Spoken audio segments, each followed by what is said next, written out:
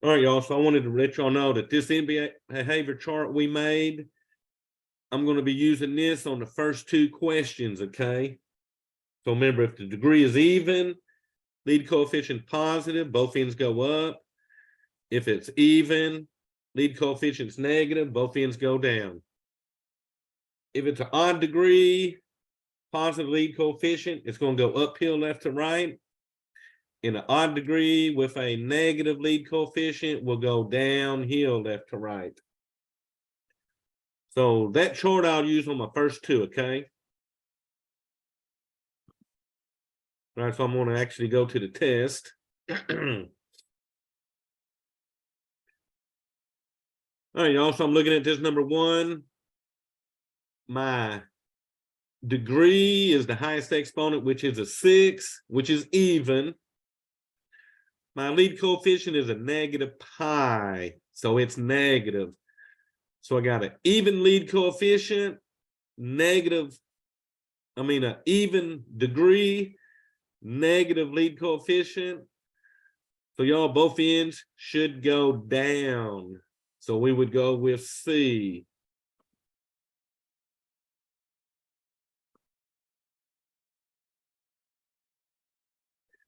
All right, y'all, A, B, C, or D on this one. You'll notice this one's a little bit out of order. But 7 is the degree, which is odd. 0.2 is the lead coefficient, which is positive. So you got an odd degree, positive lead coefficient. Would it be A? Oh, did you just say A? Yeah. Perfect.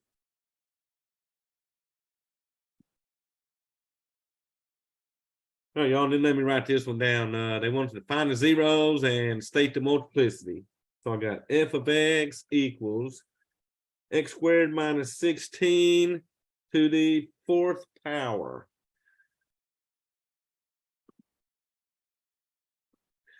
And y'all, will say on this one, that exponent 4 on the outside, that is going to be the multiplicity. To get to zeros, we got to take the x squared minus 16 and set that equal to 0. So whatever zeros I get out of this, and I'm going to get 2 because that's an x squared, both these zeros will have a multiplicity of 4, okay? So y'all, to solve this, I'm just going to add 16 and do the square root. All right, square root of x squared will equal the square root of 16. So remember that comes out as an x equals, and then we got to use our plus or minus, and then square root of 16 will be a 4. So we're looking for zeros of 4 and negative 4. Each of them will have that multiplicity of a 4, okay? All right, so I'm going to go see what MathLab's showing. All righty, so this one's, they got 16s on that side, which is wrong. So it's going to be B or D. Let's see, we said we had a multiplicity of 4. So we would go with B on that one and move on.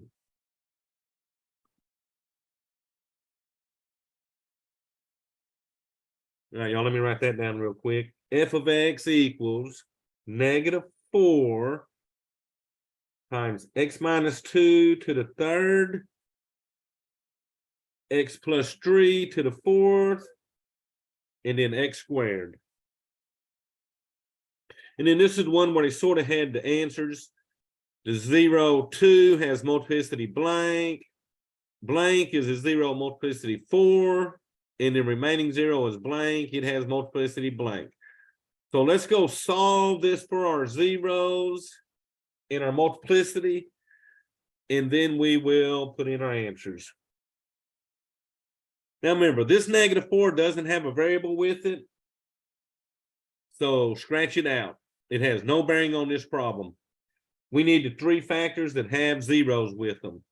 So we're going to set each of these factors, x minus 2 equal to 0, x plus 3 equal to 0, and then the final x equal to 0. So 2 of these will have work. That one, no matter what, x is going to equal 0 on that, okay? So we'll solve these two by adding 2 to the first one. And then subtracting 3 from the second one. So this 0 of 2, it has a multiplicity of 3.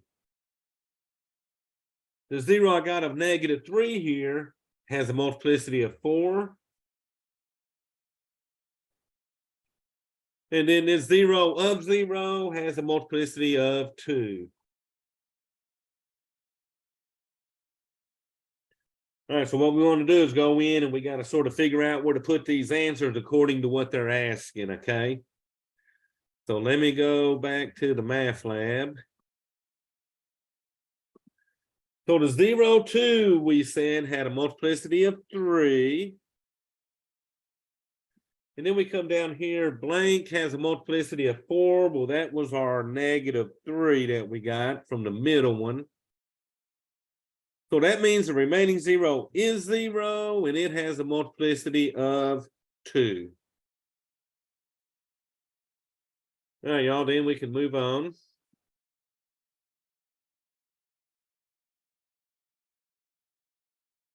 All right, so let me write this one down. This is what number 5, f of x equals x to the third minus 6x squared minus the x plus 6. All righty, so let me go share that.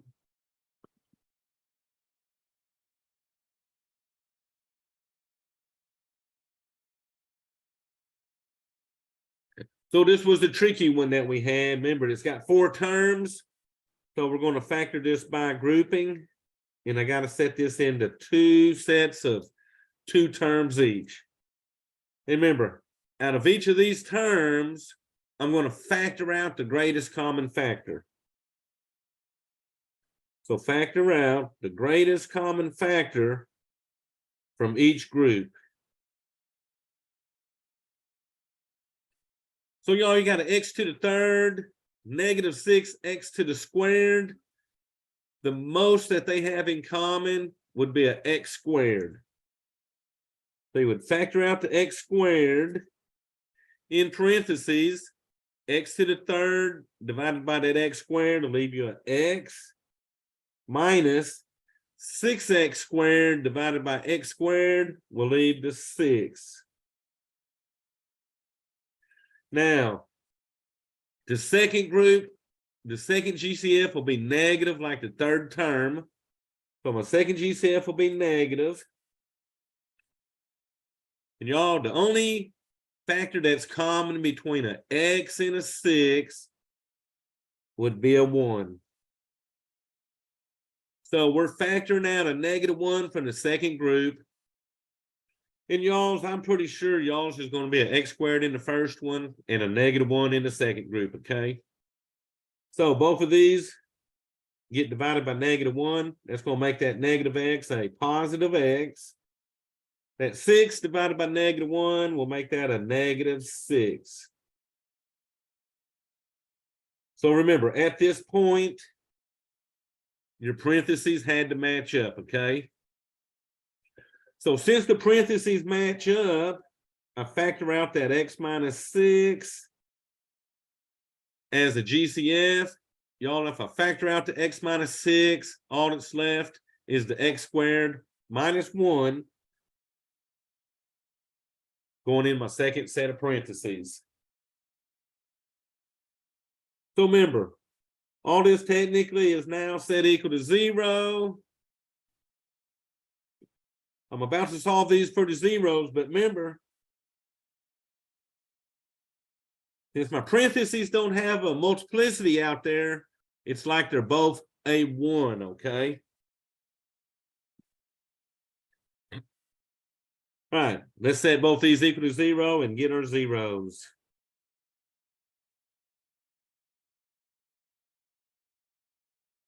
All right, y'all, so the first one, I'm going to add 6 and be done with that one.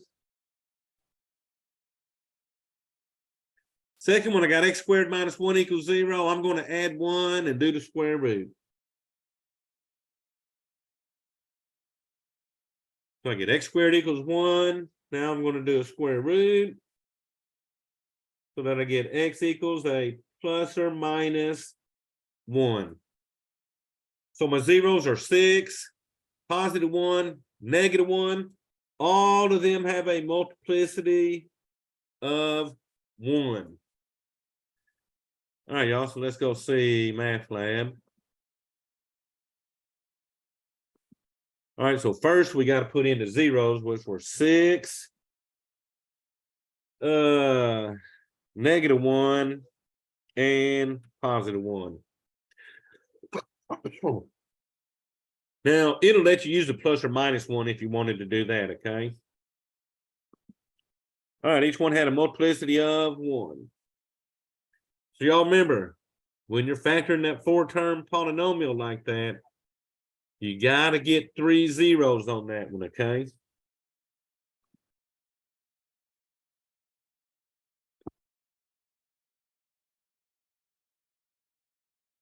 Hey, y'all, so this is true or false.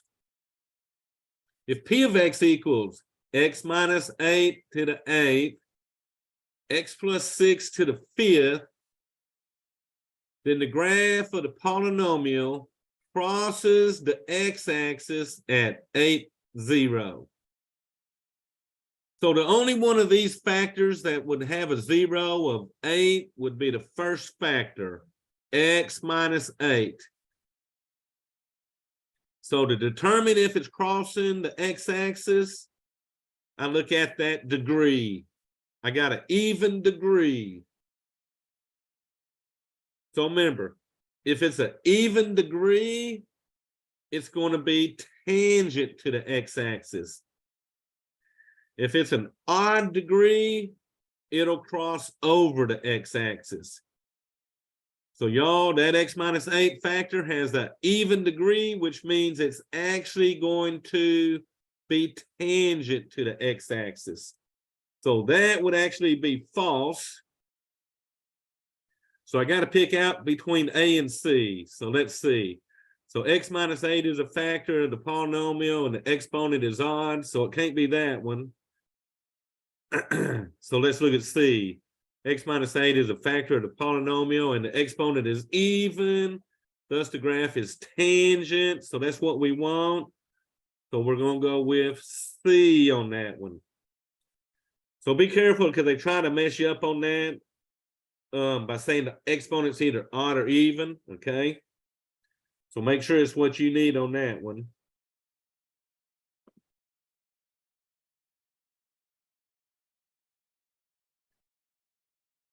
So y'all, we done this one last week. So let me ask y'all this.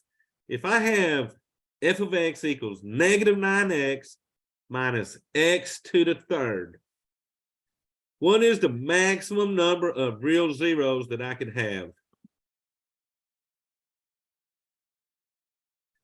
Do y'all remember that? 4. 3. A little high. Oh, who just said that? That is perfect. It is a 3. Good job. Remember, the maximum number of real zeros is equal to the degree, okay? Well, if it's got 3 real zeros, how many is the maximum x-intercepts?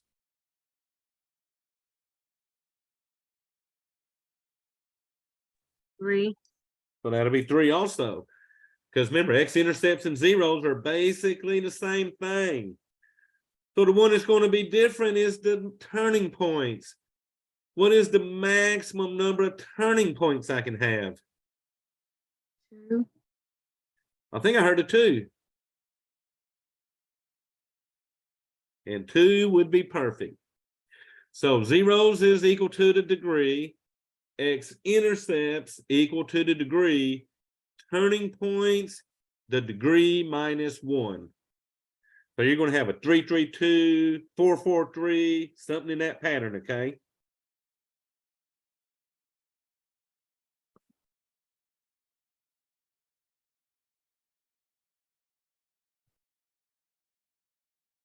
All righty, so let me write this one down. This is what, number 8? H of x equals x x minus 4, x plus 5, and x minus 6. And y'all, I'm looking at that. Look at these graphs. If I want my graphs to match these perfectly, the x's are going negative 10 to 10, which is the standard window on a calculator. But those y values are going from negative 100 to a positive 100. So if I want to get the same exact graph on my calculator, I'm going to change my window, okay? So let me go to that calculator.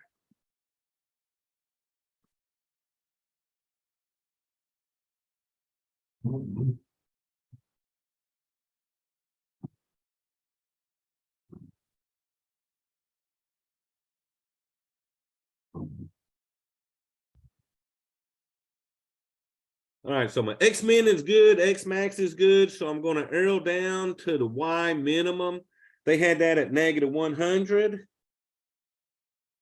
And then I'm going to arrow down to my Y max. All right, let me see what happened there.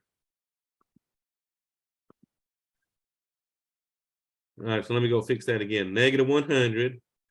Oh, I think I hit the wrong button. All right, and then my Y max was a 100. So let me go put in my function. I got the window set. So they had a X parentheses X minus 4 parentheses X plus 5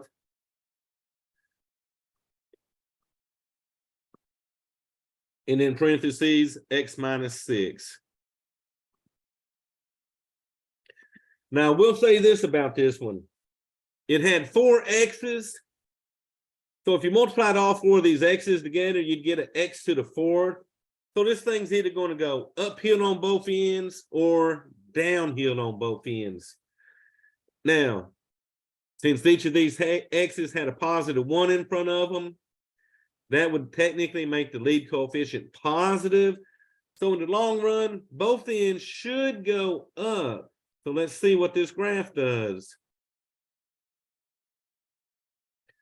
So y'all look, it comes down and it basically almost looks like a W.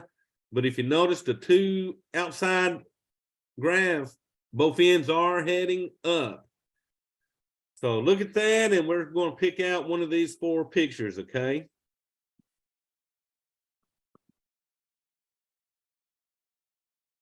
So y'all, let's see. I'm thinking D here. Let me zoom that up a little bit.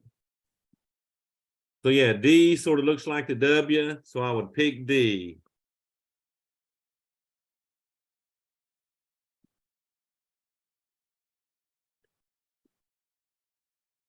All righty, so let me write number 9 down. This is f of x equals 10x to the 3rd minus a 6x squared minus 90x plus 54.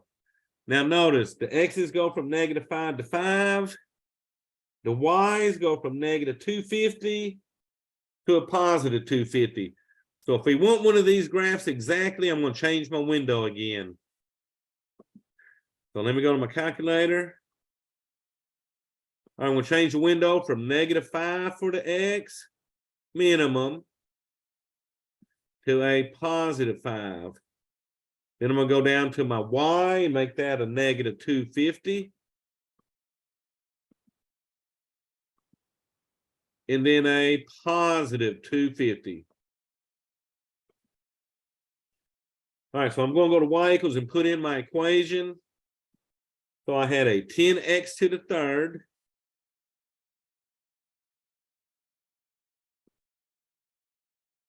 All right, now let me arrow down. Negative 6 x squared minus the 90x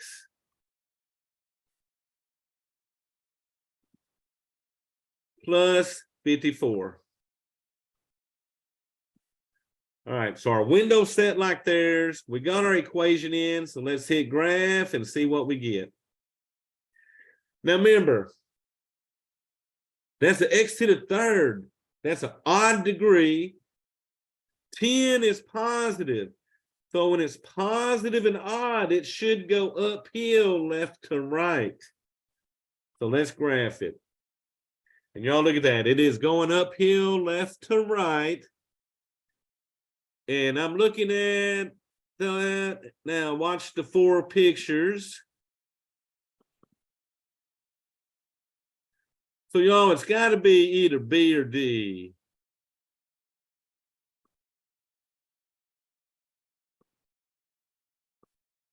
But y'all look at D. D is crossing right through the origin of the graph. Our graph did not do that. If you look at our graph, ours is not crossing through that origin. It's a little bit above it. So the only picture we could pick on that and would have to be the B.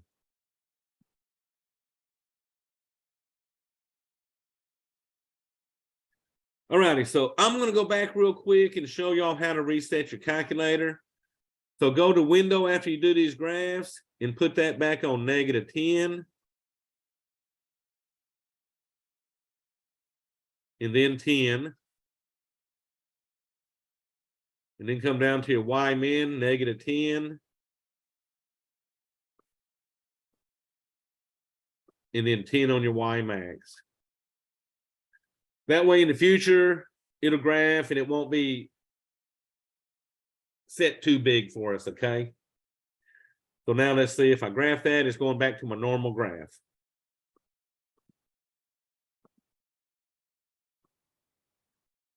All right, y'all, so let me write these questions down for number 10.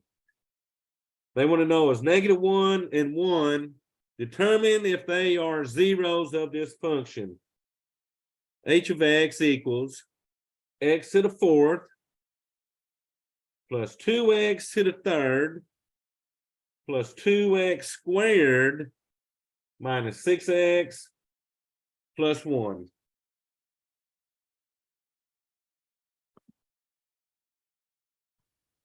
All right, so we'll get 2 answers like yes, yes, yes, no, no, yes, no, no.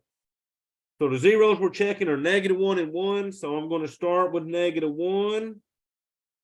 We're going to do synthetic division. So let's see, I got a 1, a 2, a 2, a -6, and a 1.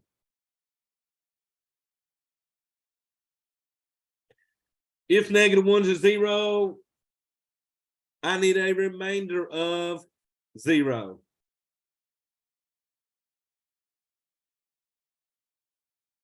All righty, also synthetic division. What's your first step on this? Bringing the 1 down. All right, brought the 1 down. So now what? Multiply the 1 times the -1. So 1 times -1 is -1. All right, so you got a 2 and a -1. What you doing with that? Adding them. But there you go. So let's say, oop, that'll give me another 1, won't it? All right, y'all, didn't just repeat that process. 1 times -1 is -1. 2 minus 1 is 1. 1 times -1 is -1. -6 and -1 is -7. And then finally, -7 times -1 is a 7. And y'all look at that, I'm getting what, a 8 remainder. So that one is definitely a no. So let's try 1 over here. And it's the same numbers.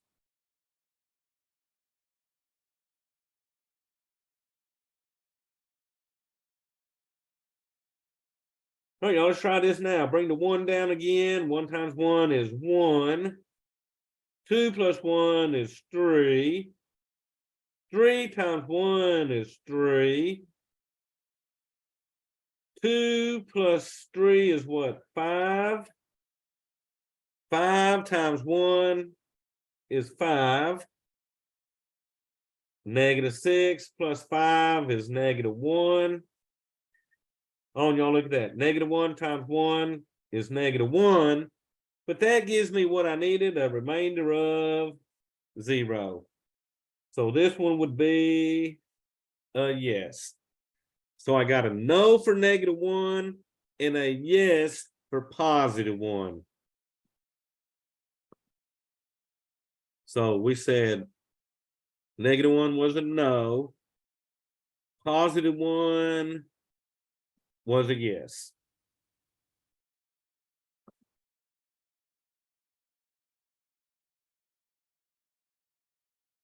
Oh, so this one won't need much work here. So I got a polynomial degree 4. That means I need 4 zeros. They're giving me 2 zeros. They're giving me -I, and they're giving me 9 minus the square root of 13. So what would my other 2 zeros be? +I 9 plus square root of 13. Oh, perfect, perfect, perfect. Because they always come in conjugate pairs. Good job. And then that was 9 plus, where's that square root of 13. So good job, because some people, they mess up by changing the sign of the 9, but you only change the sign like you did on the radical part. Good job.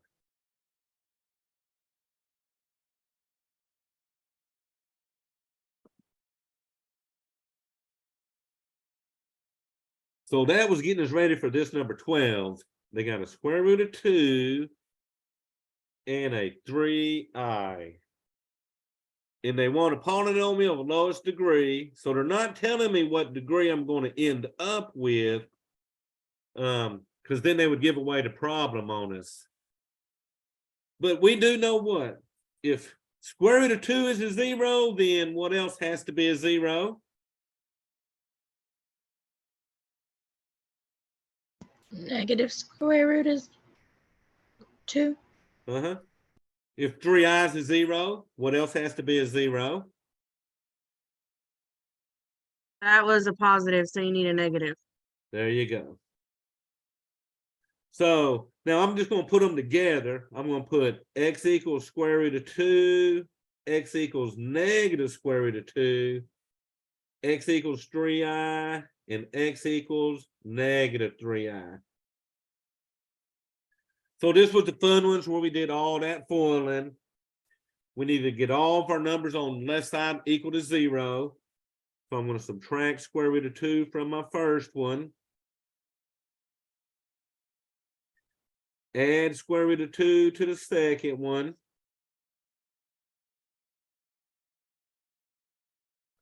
Subtract 3i from the third one.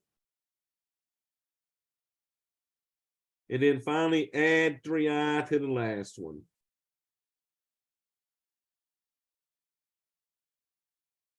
So you got everything set to 0. Then we started throwing these in parentheses and set this whole thing equal to 0.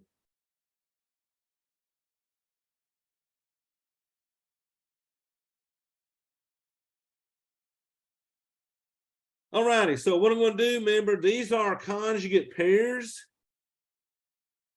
So I'm going to shortcut FOIL these ones. And I'm also, these are conjugate pairs. So I'm going to shortcut FOIL the last 2. All right, so when I do that, I'll have 2 sets of parentheses. You're moving kind of quick this morning. Huh?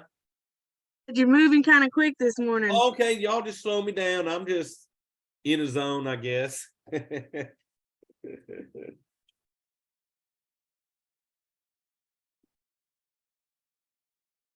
Yeah, I just get in the zone, so y'all just slow me down when y'all need to.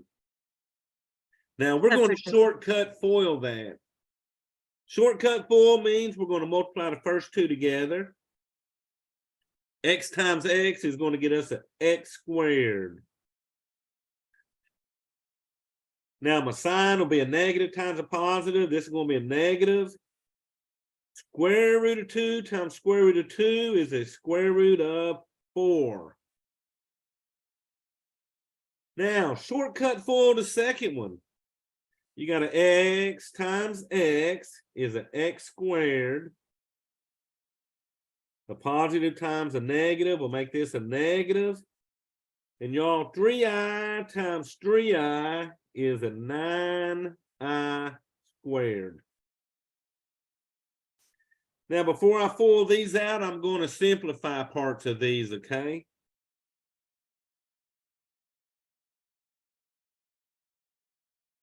So bring down that x squared minus, so the square root of 4. 2. All right, so I got an x squared minus 2 for the first one. So my question is, so I know I'm going to bring down that x squared, but negative 9i squared. Do y'all remember what the I squared equals? -1. Negative 1. So if this I squared is a negative 1, you're going to multiply that negative 1 times that negative 9. All the I squared's purpose in life is to change that sign to a positive 9. So y'all remember this. When you FOIL the radicals, it's going to be x squared minus the number. When you FOIL conjugate pairs of imaginary, it's going to be x squared plus the number, okay? So now, the radicals are gone and the imaginaries are gone. That's what these conjugate pairs are doing. So all we got to do now to finish this is FOIL this. Now, y'all remember, these are not conjugate pairs. So we got to FOIL this out the long way, okay? We got to do all 4 steps. So we would start by doing our x squared times x squared. What did that give you? X to the 4th. All righty. And then let's see, we got x squared times 9. So that'll be a 9x squared. Now we distribute the negative 2 times x squared is a negative 2x squared. And then y'all, that negative 2 times 9 is what, a negative 18. All right, can I go any further on that? The x squared terms. Okay, so we got like terms in the middle. So let's see, we'll bring down our x4. 9 and negative 2 is what, a 7x squared minus our 18.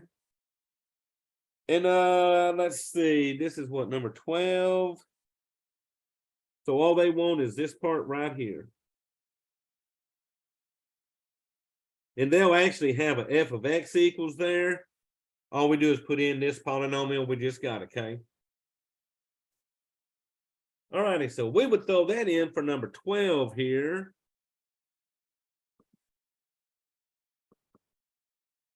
So see, they've already got that f of x there. So we would just put in our x to the 4th. And then arrow down plus our 7x squared.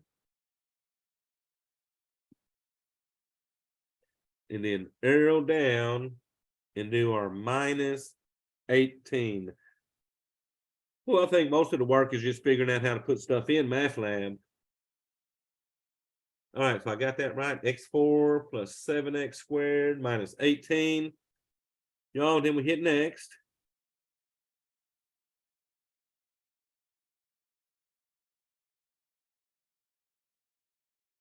All right, let me write this one down. This is what, 13? So we got f of x equals x to the 3rd plus 5x squared minus 3x minus 15, and then a semicolon, negative 5. So they're saying, hey, we're giving you a 0, find the other zeros. And the 0 they're giving me is that negative 5. Now notice, when you write this answer in, they don't want the -5. They just want the other zeros. So what I got to do is use synthetic division, remember, and divide out that -5. And then I'll use that quotient part to get my last two zeros. Because remember, that x to the third means I'm going to have a total of 3 zeros. So they're giving me 1. So y'all, let's write our numbers. We got a 1 for the x3, 5 for the x squared, -3 for the x, and a -15 for the number.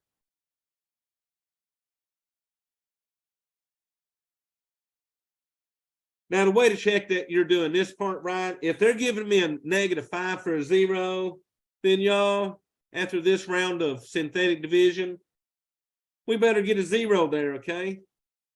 Then we'll know we can use these 3 numbers to get the other 2.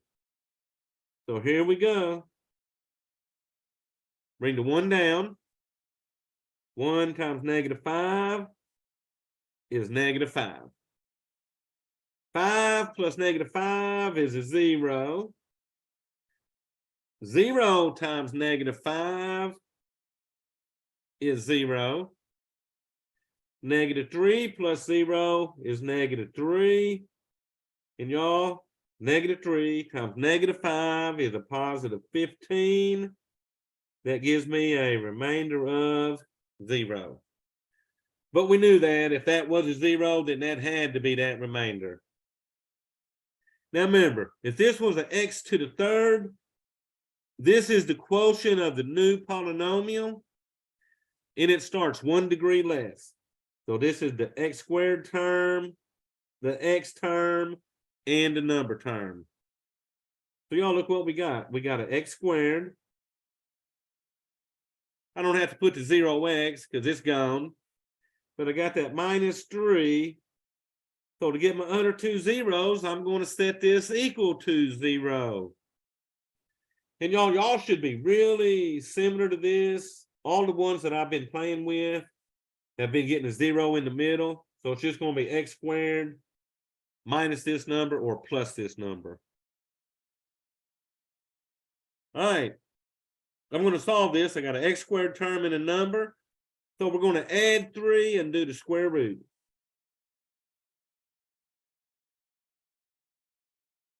So y'all, it gives me my x squared, 0 and 3 is going to give us a 3. We'll do our square roots.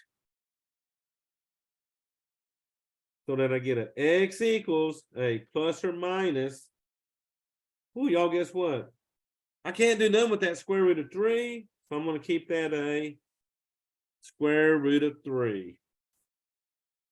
So now, notice on this answer, they just want the other zeros. And it says use a radical as needed. Well, we got radicals on ours. So I'm just going to use this plus or minus.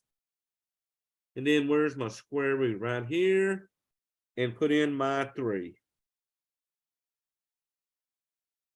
Okay, so don't put in the -5. If you accidentally put in that -5 when you review your test, let me know, okay?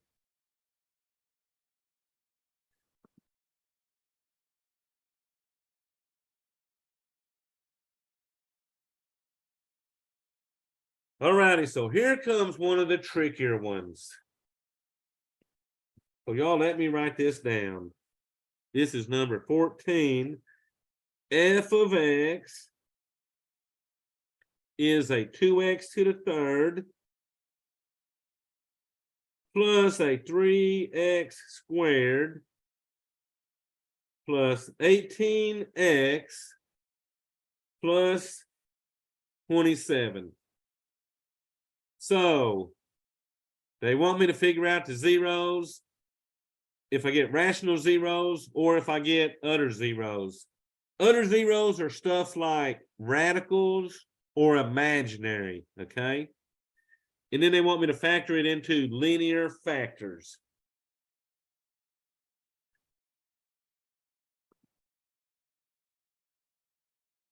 So I'll tell you what I'm going to do to this. They didn't give me any zeros to start with. So what I'm going to do is I'm going to graph this in the Y1 on my calculator and see where it's crossing the X axis at. So let's graph this on our calculator. Now remember, if you didn't set your window back, hit zoom, go to number 6 and enter, and that'll set your window back to a 10 by 10. Now let me go put in this function. I'm gonna clear that out. All right, we had 2x to the third, arrow down, plus 3x squared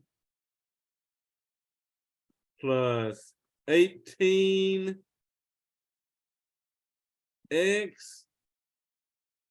plus 27. All right, so when we graph, we're looking for at least one x-intercept, okay? So y'all, I'm going to hit graph. All righty, so let's see. It's crossing over. That is -1. And I'm in between, so that looks like a -1.5. So -1 1/2.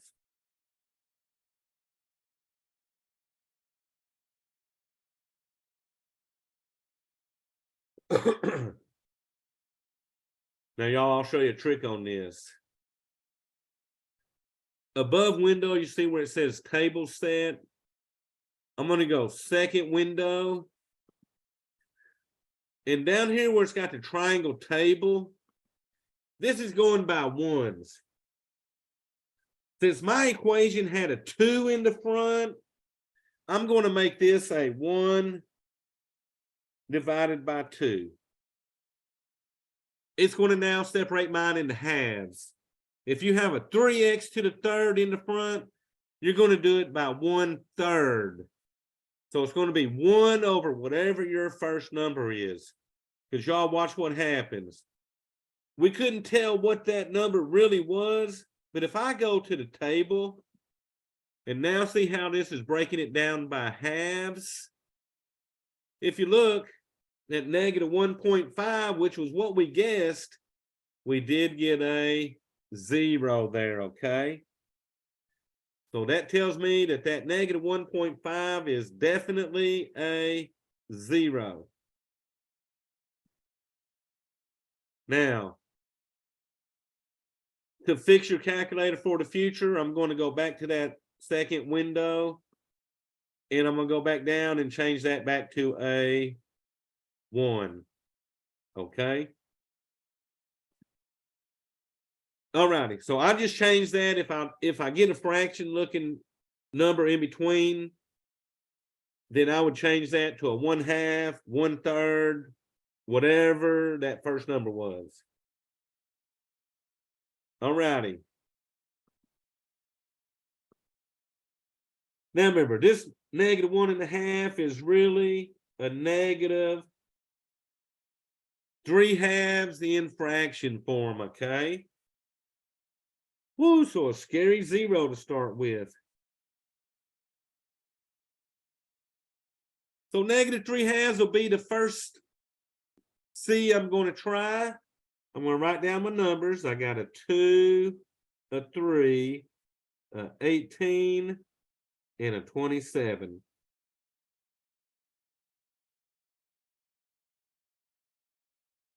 If I'm right on this, I'll get a 0 here, okay? So y'all, the first step, bring the 2 down. So now we got 2 times a -3/2. Well, y'all, if you multiply that, the 2's cancel, and all that's left is a -3. 3 plus -3 is 0. 0 times a -3/2 is 0. 18 plus 0 is 18. All right, now, so I got to multiply that -3/2 times my 18. Here I cancel the 2 divided by 2. Here I can do 18 divided by 2, which gives me a 9. And that -3 times 9 is a -27. And if you add that, we get a 0 remainder.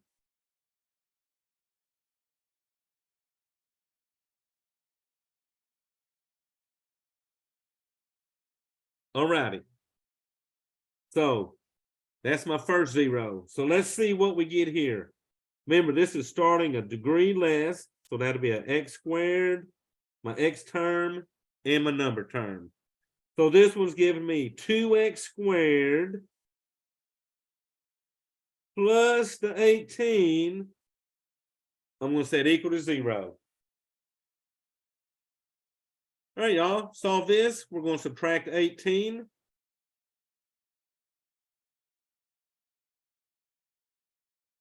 So I get 2x squared equals that -18. So I'm going to divide by 2 now, and that'll give me my x squared by itself.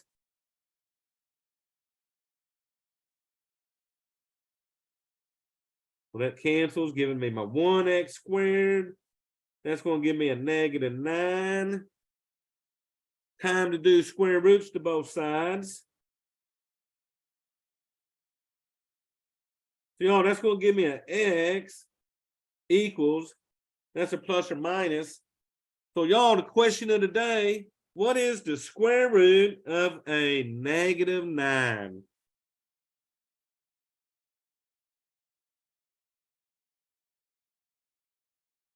Three. -3. Well, okay, so you're mostly right. It's a plus or minus 3. 3i. 3i, because remember, we got that negative under there. So remember, we bring that negative out as a I. So this will be a plus or minus 3i. So your rational zeros are the ones that you can make look like a fraction, the -3/2. The other zeros will be the plus or minus 3i. So let me go to 14. So we only had one rational zero, so that was the -3/2. And y'all, the one that you can catch on the graph will be the rational zero. The other stuff, so the other zeros are what? A plus or minus 3i. And let's see, yeah, the I is down here. Now, it says the factorization into linear factors. That just means put them in parentheses and change the signs. So the first one will be x. Since that was -3/2, this will be plus 3/2.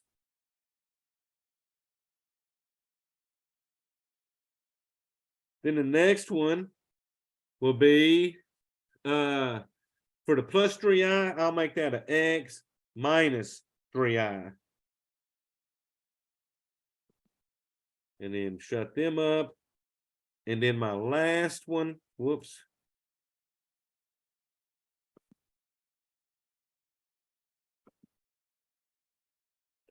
And then my last one, the minus 3i turns into a plus 3i.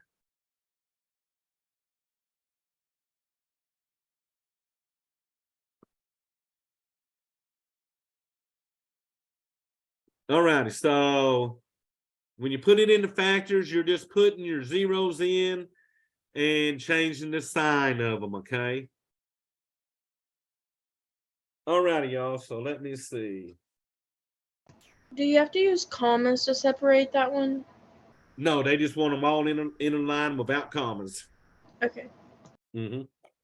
Now, let's see. All right, so we're almost to break time. So what I'm going to do, I'm going to pause this. So let me share my screen here. All right, so this one is a f of x equals 3x to the third plus 7x squared plus 147x plus 343.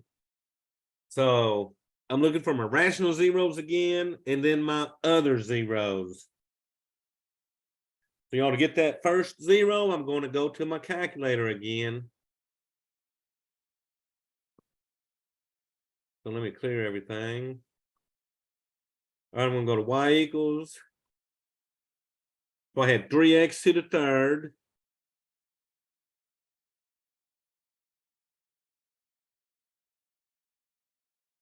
All right, let me arrow down. Plus 7x squared.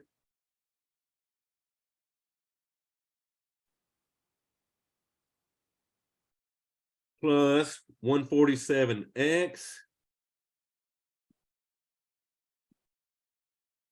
Plus 343.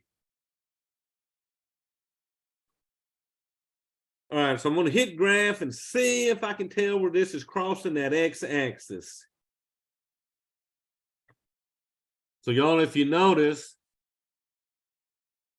-1, -2. So this one's in between -2 and -3, but it's hard to tell where it is. So I'm going to go to my table set again. So I'm going to go second window.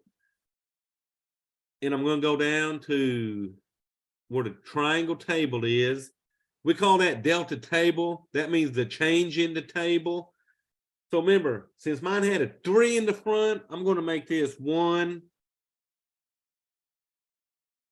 divided by 3. So remember, while ago I had a 2 in the front, I made it 1/2. So this time I'm making it a 1/3. And I'm going to go to that table by hitting second graph. And y'all, if you notice, at -2.33333, which is basically a -2 1/3. That's where I got a 0 for my y. So that's going to be the one I'm going to start with. So let me go to my paper. Now, I'm going to make this into an improper fraction. So 2 times 3 is 6, plus 1 gives me a -7 thirds. So that was in between -2 and -3, okay?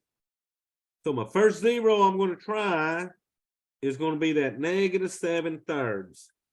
So let's write down our numbers. We got a 3, 7, 147, and 343.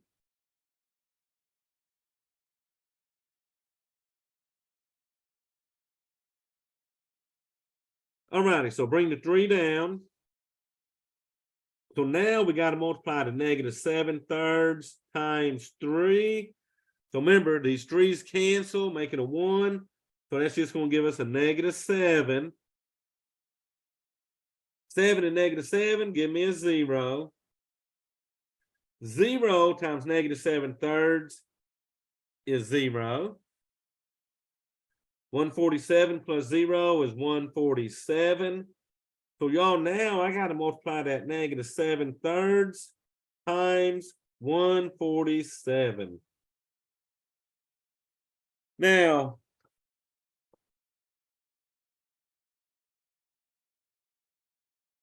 this one's tricky to tell if there's numbers that'll cancel. So what I'm going to do, I'm going to multiply the tops first. So let me see what a -7 times 147 will give me. So that gives me a -1029 divided by that 3. So let's see what that gives us. So if I divide that by 3, I get a -343. And that's what I needed here, y'all. -343. So that when I added those, I got a 0 remainder.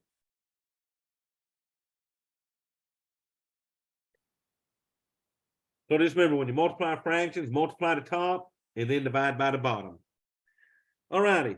So that was the x3. So this means this is the x squared term, x term, and my number term. So I basically have 3x squareds plus 147. I'm going to set equal to 0 and get my last two numbers, okay? All right, so we'll subtract 147. I get my 3x squared equals a negative 147. Divide both sides by 3. So y'all, that cancels out, giving me my x squared. That's going to give me a negative 49.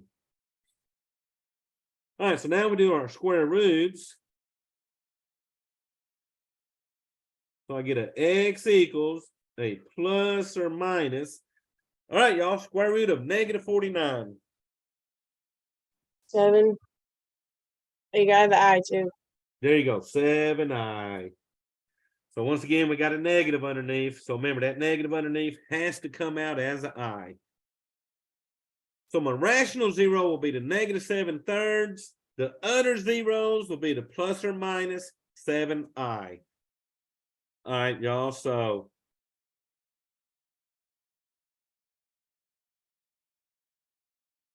all right, rational zeros was negative 7/3. Other zeros would be the plus or minus 7i. Now my linear factors will be f of x equals, remember, since that was a negative 7/3, my first factor will be x plus 7/3. And then for the plus 7i, I'm going to get x minus 7i. And for the negative 7i, I'll get an x plus 7i. So put them in parentheses, following those x's with the opposite sign.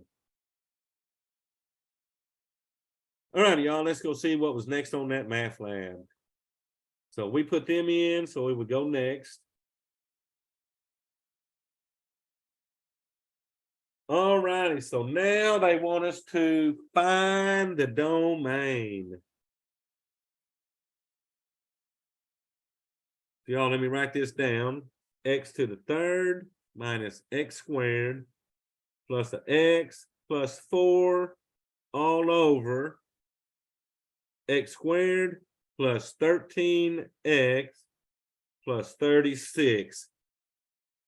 So notice, they want me to do set builder notation and interval notation. So let's go find those numbers that we got to kick out of our domain. Now remember, all we're concerned about is the denominator. So take that denominator and set it equal to 0. So to solve this, I'm going to factor it. So we got an x squared, that's going to be an x and an x.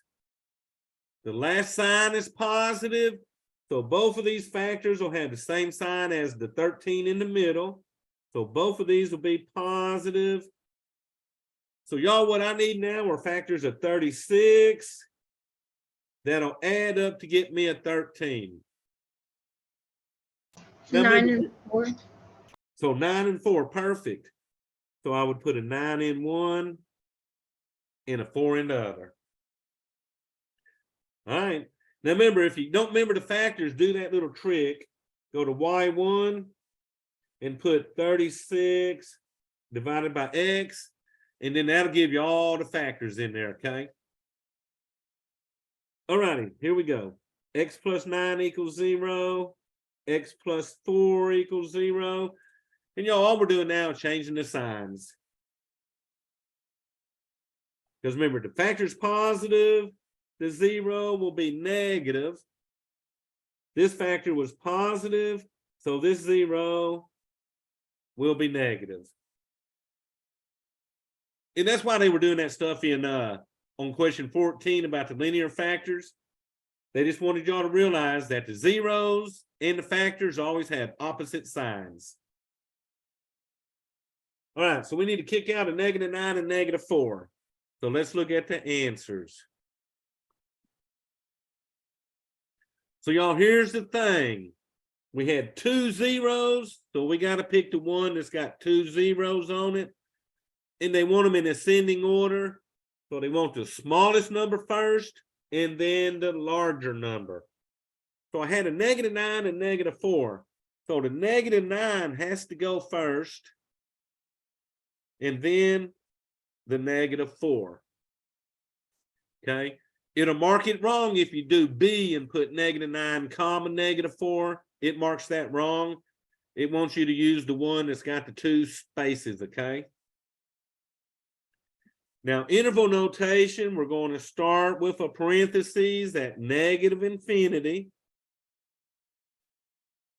comma, until we hit the first number, which is -9. Close the parentheses, union that, open parentheses from -9 to our next number, which was -4.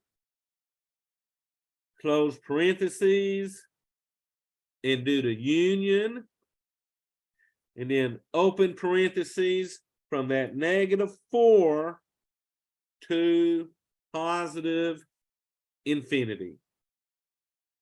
So if you got 2 numbers you're kicking out, you gotta have 2 unions, okay? All right, y'all, so let's see, we got them both in there. The reason they want C put in the ascending order is so that you get them right when you do interval notation, okay?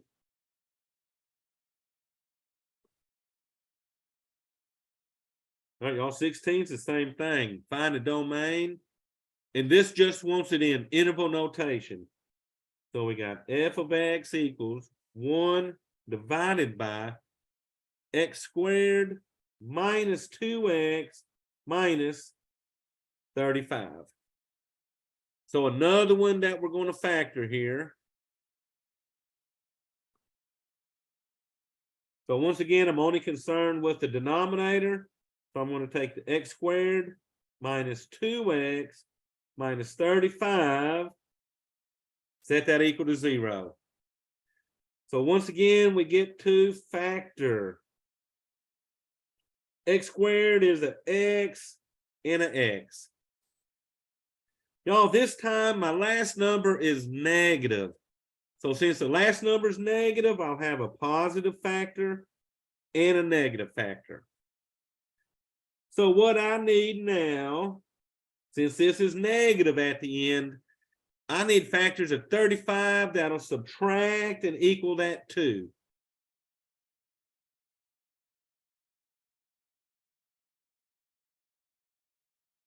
So y'all, what factors? 7 and 5. 7 and 5. Now here's where you got to be careful. So we did 7 and 5. Remember, the larger factor always has the same sign as the middle number. So the 7 will be negative.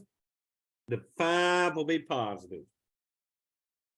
And y'all add them real quick to make sure they equal -2. 5 and -7 does equal -2.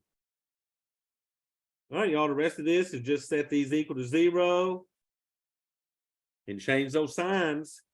So here, I'm going to subtract 5. I get a -5. Here, I'm going to add 7. And I get x is a +7. So remember, in our interval notation, it'll be from -infinity. First number we hit is -5. We'll union around -5 till we hit +7. Union around +7 till we hit positive infinity. All right, so that's what we need to put in Math Lab.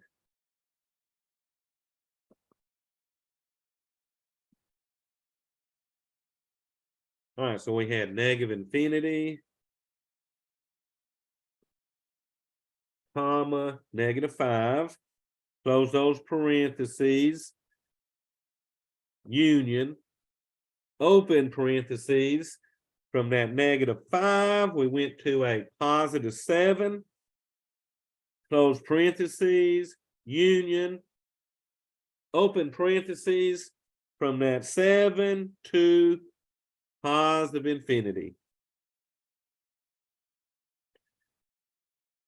All right, so that's the trick on 15 and 16 was setting that denominator equal to 0. All right, y'all, let me write this one down. This is what, 17? So this was the second one I thought was tricky. So I got R of X equals 6 over X squared minus 49.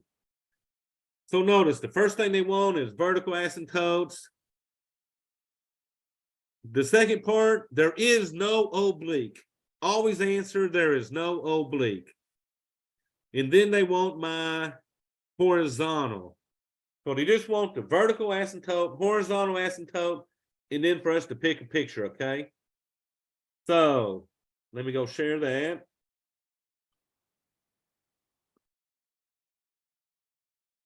So let me find my vertical asymptotes.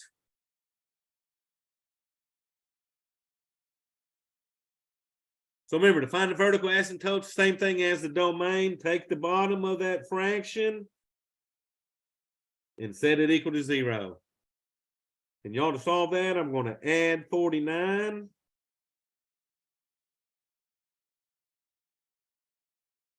Then I'm going to do my square root. Whoops, that's a 49. All right, square root of x squared is x. Square root of 49 is a plus or minus 7. So let me show you on the vertical asymptote real quick. Let's go answer that part.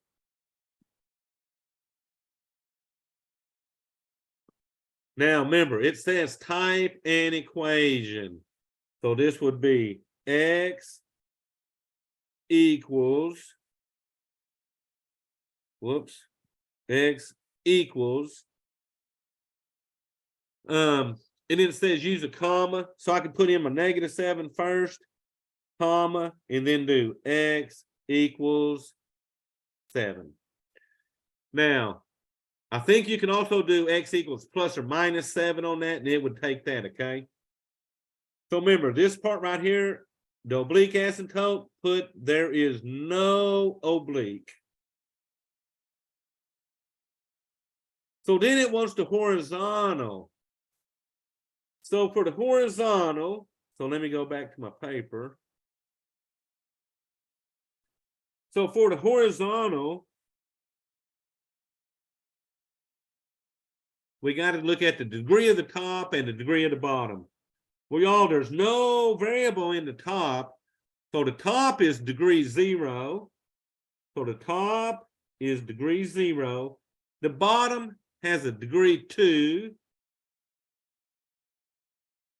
So the bottom is a degree 2. The top is a degree 0. So that means the bottom is greater than the top.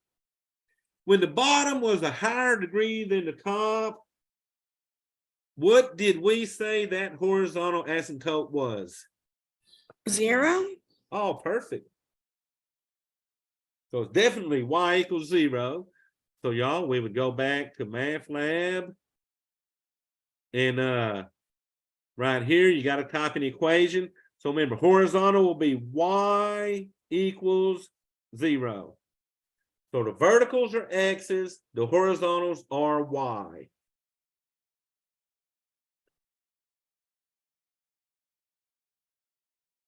All right, so we're going to we had two vertical asymptotes. Remember, it's -7 and 7. So it's either going to be B or C. So what I'm going to do is go graph that real quick and see which one we get. All right, so let me clear all this off.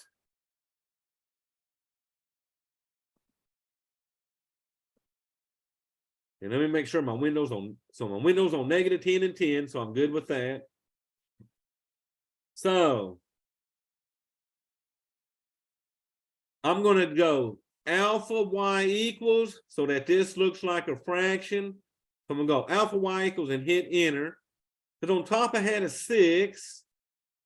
And then I'm going to arrow down to the bottom. I had an x squared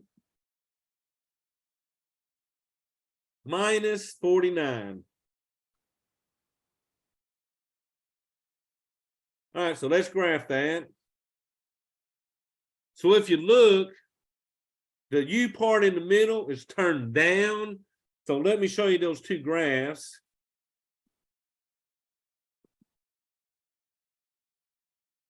So look, B has it turned down like we just said. C has the U part in the middle turned up. So y'all, the only one we would go with would be B. Now, if I wanted it to look exactly like that, I could change my window from -14 to 14 for the X's, and then -2 to 2 for the Y's. But I could tell on my graph that it was upside down, right? So let's look again. So we could tell that it was definitely turned upside down in that middle part. So we're going to go with that graph B, okay? All righty, what's next?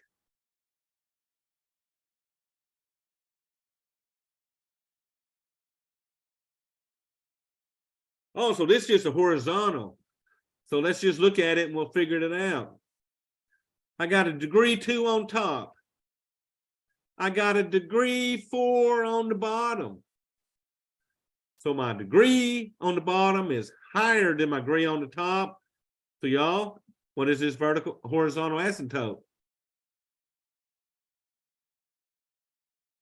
0. So y equals 0. All righty. Then I'm going to check next. All right, y'all. So let me write this one down. This is what? 19 x minus 2 x plus 1 is less than 0. So this is stuff y'all did yesterday. So remember, the first thing I'm going to do is solve this. It's already factored. So I'm just going to take both these factors and set them equal to 0. I'm going to solve them by adding 2 to the first one.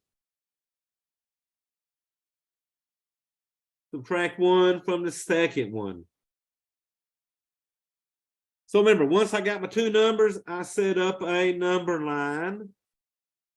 So let's see. -1 would be first and then the 2.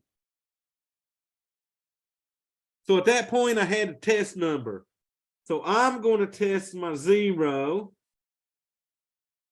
Because y'all, 0 is in between -1 and 2. When I test 0, if it's true, I'm going to shade that middle. If it's false when I test 0, I'm going to shade the outside. So y'all, let's put a 0 in. So 0 minus 2 times 0 plus 1 has to be less than 0.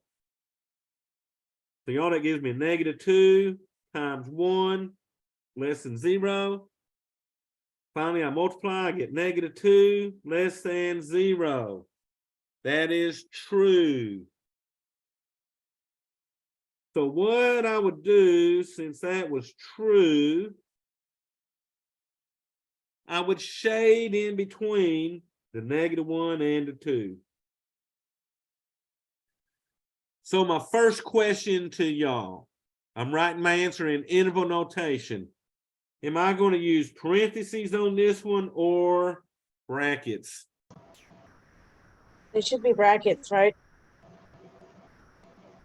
Parentheses. Okay, so I got one of each. So remember, I'm looking at this less than up here. And Okay, it should be parentheses then. yeah, because my less than does not have equals under it. So it's got to be parentheses. And y'all, they're going to look just like this. Parenthesis at -1, comma, 2, close parentheses.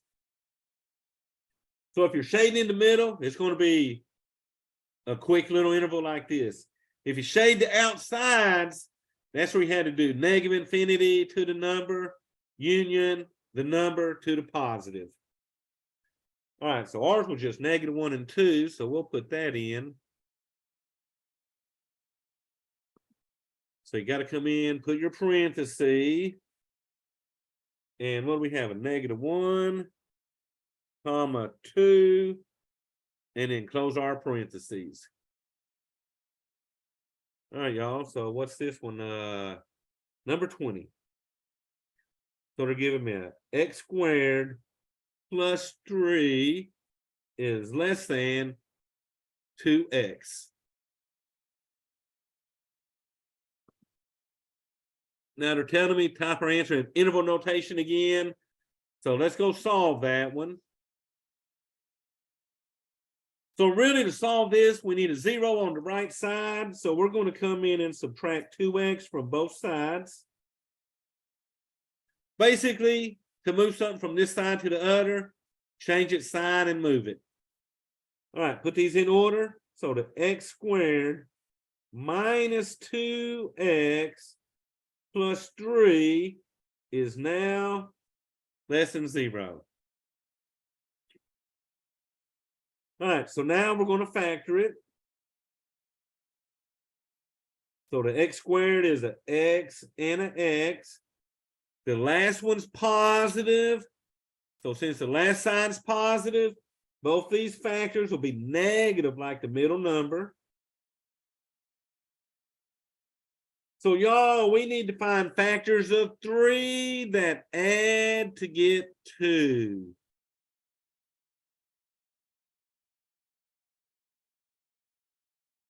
One and three, or -1 and.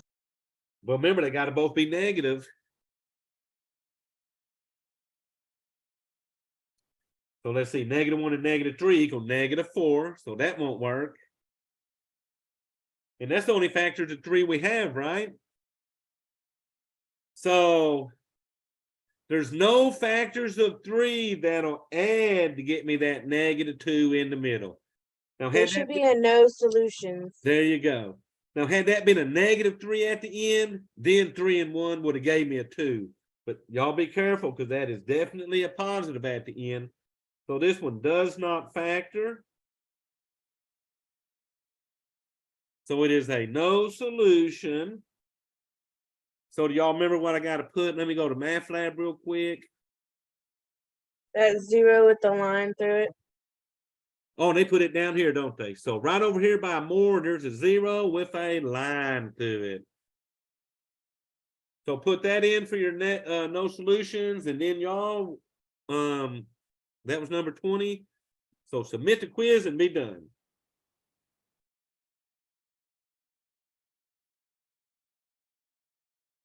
Oh, what did it do to me? Let's see what I did on number 14.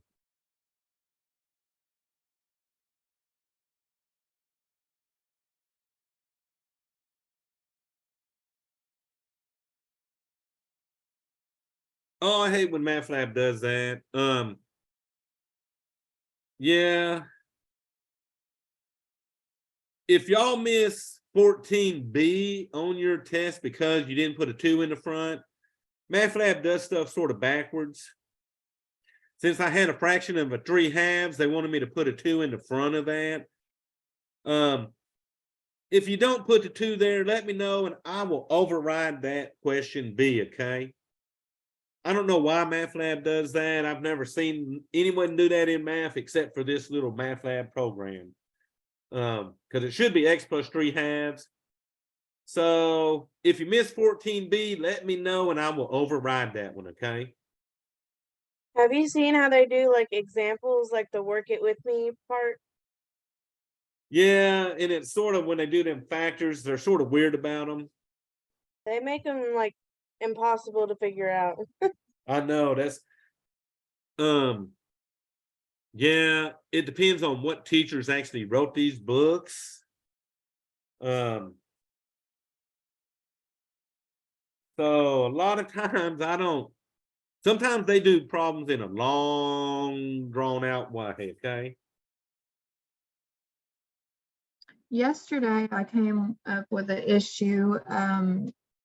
The ones that had to have brackets, you didn't put brackets around both. You had to use a bracket and then a parentheses on each.